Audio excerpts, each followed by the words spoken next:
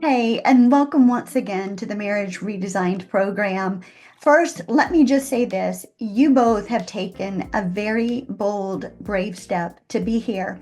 Most couples who have experienced betrayal, they don't go down the narrow road. They take the easy way out, and Satan wins once again when a marriage is destroyed. However, you chose the harder road. You chose the one that is less traveled. So let me just say, while I am so sorry that you are walking through this, I'm also very proud of you for being here. Remember this, you're not alone, and this is not the end of your marriage. It doesn't have to be. Betrayal does not have to be the end. It can be the beginning of something so much more beautiful. This is not the end of your story. Now, today, we're going to be talking about what really happens when trust is broken through betrayal. It breaks it emotionally, psychologically, spiritually, and even biologically.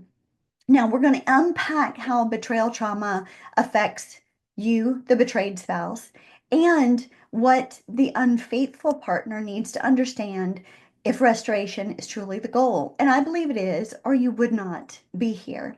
So, I want you both to imagine walking on a tightrope right now, high above the ground.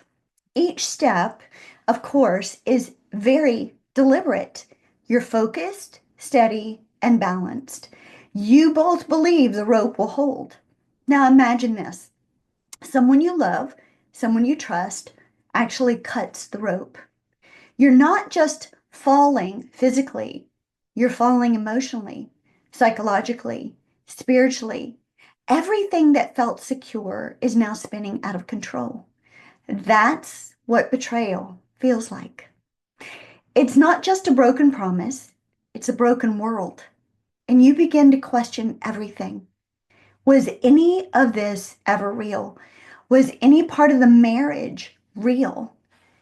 Was anything trustworthy? How did I not see this? Who am I now? Those are questions that the betrayed partner has swirling around in the head. And for the unfaithful, it's things like, is she going to leave? Is the marriage salvageable? Will she ever believe me again? Will I ever be trusted again? This is what happens when betrayal hits. Now, first, before we kind of dive into the different aspects of betrayal, I want to talk to you about the many faces of betrayal. You see, betrayal isn't a one size fits all, it comes in many forms. There's sexual betrayal. This is through an affair, pornography, sexual addiction, masturbation, or hidden sexual behaviors. Then there's emotional betrayal. This is where you're sharing intimacy with someone outside of your marriage. This could be through phone calls, text messages, meetups, what have you. Then there's financial betrayal.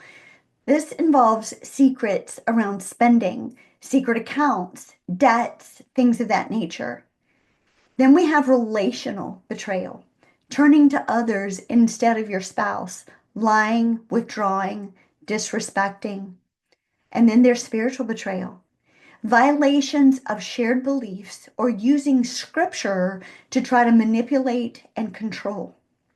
Even actions like stonewalling, name calling, gaslighting, blame shifting, manipulation, or not showing up emotionally or withholding attention, withholding affection and intimacy and sexual intimacy can create deep fractures in the foundation of trust.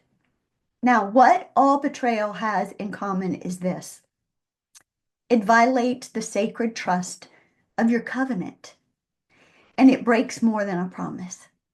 It breaks hearts, it breaks identity, it breaks reality, it breaks safety, security, stability. It breaks all of it. So, what does the betrayed partner experience when we've had infidelity, sexual addiction, any of those different betrayals? What do you, the betrayed partner, experience? And the unfaithful, I really want you to listen in here. Now, if you're the one that's been betrayed, hear me clearly. You're not overreacting. You're not crazy. You're in what's called betrayal trauma. And here's why. When betrayal is uncovered, your brain enters into survival mode. Your brain has established that you have experienced danger, that you are in current danger, and your brain is seeking to keep you safe and secure and to get you back into stability. The amygdala part of your brain, the oldest part of your brain, is the fear center of the brain. It goes into overdrive. It kind of hijacks the logical part of your brain. So that part of your brain shuts down, and the frontal part of your brain, the fear center of the brain, takes over because it wants to get you safe. Everything feels dangerous right now. Even places, people that once felt safe are now triggers to you. So you might find yourself obsessing over details, needing to see phone records. You need to see their phone, their email accounts, the social media accounts. You find yourself asking the same questions over and over and over again, seeking a different answer. This is not weakness. I want you to understand that. It's your brain desperately trying to make sense of a world that no longer feels real. Your brain is trying to make sense of something that doesn't actually make sense. A better way to try to describe this is your brain actually has a warehouse of memories inside of it. And in that warehouse of memories are, for lack of a better term, filing cabinets. And each of the filing cabinets contain files or memories of your entire life. And the day that you discovered the betrayal, whether you were told about it or whether you discovered it yourself, it was like a tornado or the worst hurricane in the world blew that center of your brain wide open. Every filing cabinet was blown open. All the files were just scattered all over the floor, all over the center of your brain. Now you're looking down at all of those memories, all of those files, and your brain is like, what do I do with this? Like, where do all of these go? Nothing makes sense anymore. And to add insult to injury, there's new information, i.e., the betrayal, that now is superimposed upon all of those files. And now your brain is shifting and sorting and trying to make sense of it all and trying to put it into some kind of order because it's chaotic. However, your brain can't put it into order right now. It's what I call the trauma time warp. You're not just remembering the pain, you're reliving it over and over and over again as your brain is trying to make sense of all of this. You're trying to rebuild your story that doesn't make sense right now. You're trying to find out what was real and what isn't real and what wasn't real. And it's exhausting. This is what's happening to you as the betrayed partner. Well, what about the unfaithful partner? What do you need to know? Well, now, if you're the one who broke the trust, I want you to lean in. And as the betrayed spouse, I do want you to listen in as well. But the unfaithful, lean in. This is not about shame. Please hear me clearly. This is not about shame. This is about truth. And truth is the first step to freedom. Now, you need to know your betrayal didn't just hurt your spouse. It didn't just wound them, didn't just cause them pain. It actually traumatized them tremendously.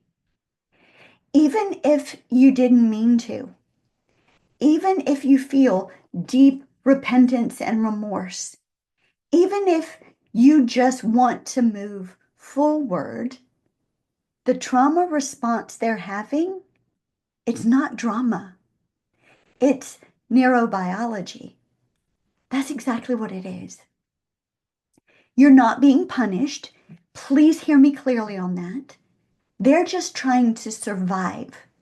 I know each and every time they come at you right now with questions, accusations, and the like, it's like they've got both fists up and they are pounding at you every single time. And you feel like the punching bag, and I get it.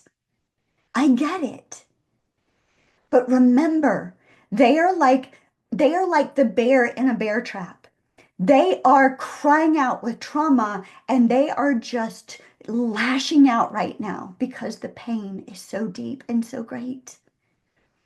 So here's what healing requires of you. Number one, radical ownership. 100% full responsibility. Not just for your actions, but for the impact that it has had on your spouse.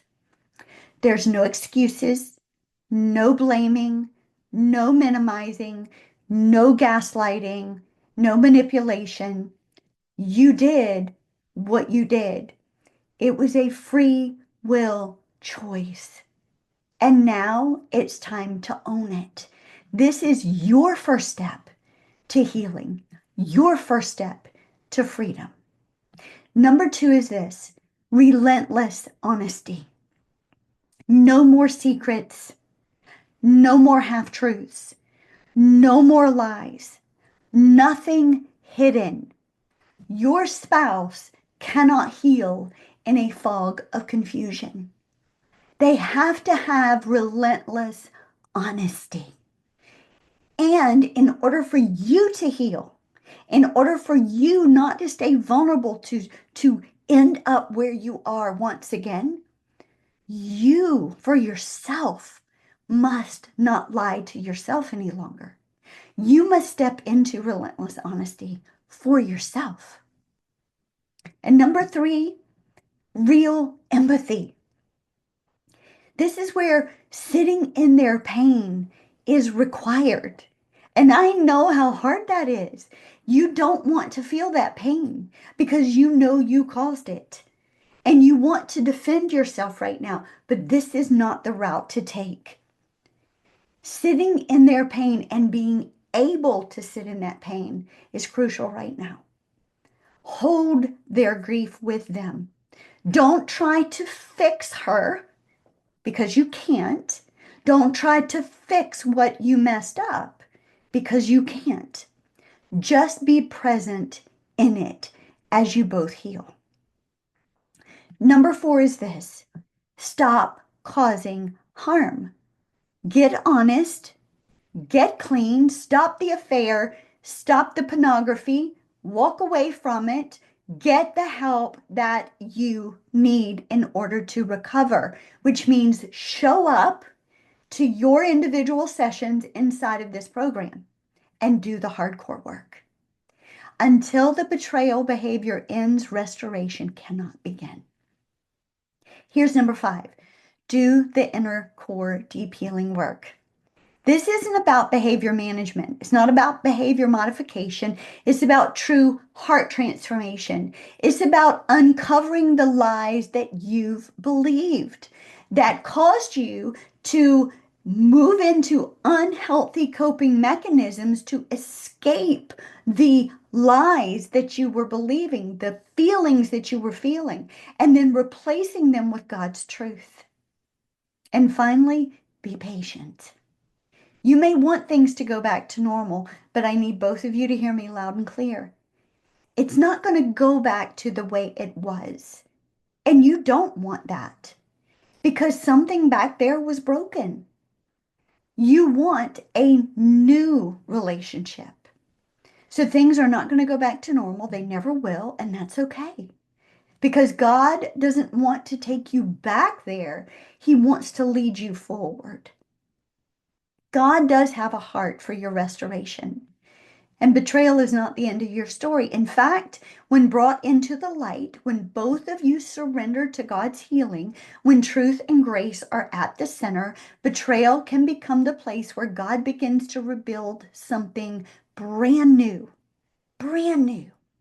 something stronger, something sacred, something real, but it won't happen by accident. It takes intention, intentional work. It takes surrender, surrender to God and surrender to one another and surrender to the process. And it takes support. And that's why the Marriage Redesign Program exists, to walk you through this wreckage and to lead you into God's restoration. So you've experienced betrayal. You've been hurt as the betrayed. You caused hurt as the unfaithful. You both are wounded and you both need triage.